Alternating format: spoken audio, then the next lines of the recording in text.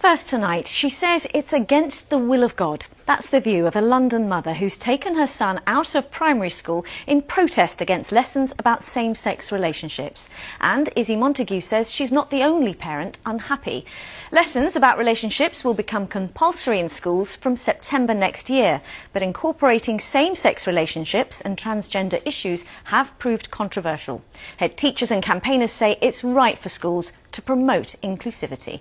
Anna O'Neill has the story. And then, crack! Out came their very own baby. A group of 5- and 6-year-olds at a school in Dartford learning about different kinds of families. It doesn't matter if it's a girl and a girl and a boy, or a boy and a boy, and then they get married, and then, yeah. The head of this school is a gay man with 4 adopted children. He says it's important that children understand that same-sex relationships exist. I think it's about 5-year-olds understanding that within their class there are going to be 30 children with all sorts of different families. My own daughter goes to a school, she has 2 dads. I wouldn't be having this discussion about teaching your child to swim. I don't think we should be having this discussion about teaching every child about differences within our society. At the moment, schools can choose to teach about relationships or not.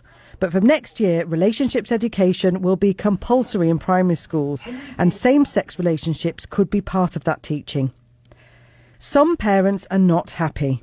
This mother took her child out of school because she said it pushed an aggressively gay-friendly agenda. For her, it's a matter of faith. It's not anything like race or age. People are not born gay? I don't believe they are. If you show me a gay gene, just like if you show me any genes such as like race or something indicative that is biological, I do personally believe that there is a biological drive, but because it's not something that you can determine by science to say that somebody is gay, you cannot say, well, somebody is born gay. It's a choice. Her former school told us it teaches tolerance, inclusivity and equality for everybody and encourages all pupils to celebrate their differences.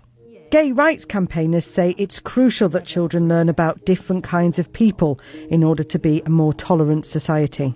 We've seen statistics from Stonewall about the amount of children and young people that are attempting to take their own life because they're being bullied for being LGBT. This isn't just about teaching, it's about saving lives potentially, and that's why it's crucial. If you've heard that phrase, oh, that's so gay. The guidance says schools can decide what is appropriate to teach and when, but LGBT people should be respected in British society and their relationships protected by law. Anna O'Neill, BBC London News.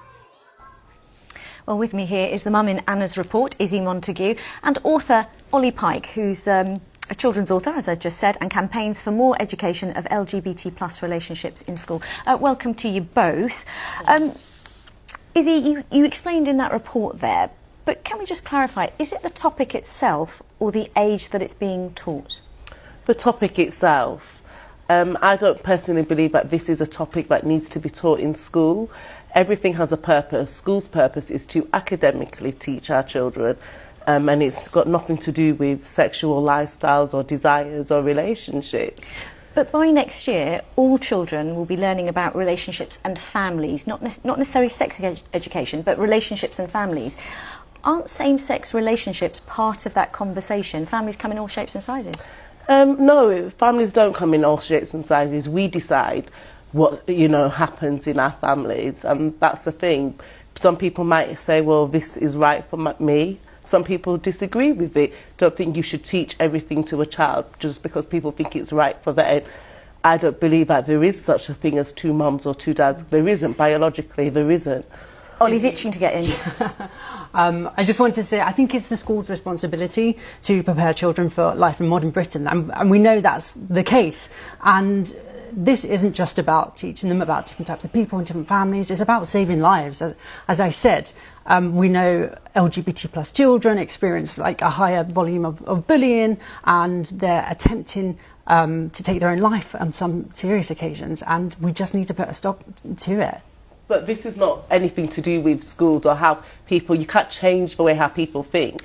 People naturally obviously have feelings towards certain things, and you can't just indoctrinate other people's children. It's not saving lives. I mean, these are sound bites and jargon that's constantly churned out, which you have no proof to say that teaching we people... We have got proof, Izzy. We've got proof from Stonewall School Report 2017, Just Like Us report, like... All of which are LGBT campaign groups. They're nothing, you know, to do... They're unbiased. They're not unbiased, are they? They're very biased. They're going out deliberately trying to prove that this is the causative factor. They're here to support LGBT plus people and save LGBT. But how about there's many lives. children at the school who are not LGBT? How do you know that by confusing other children who do not have these issues at school is going to cause more problems for them? I was one of those children at school who I was a Christian girl at school, and anybody teaching me that it's wrong would make me feel that, or make me feel that my feelings were wrong about this, would make me feel bad. Let me just bring Ollie in there. Do you wish that you had been taught something like this in school? Absolutely, and that's the reason why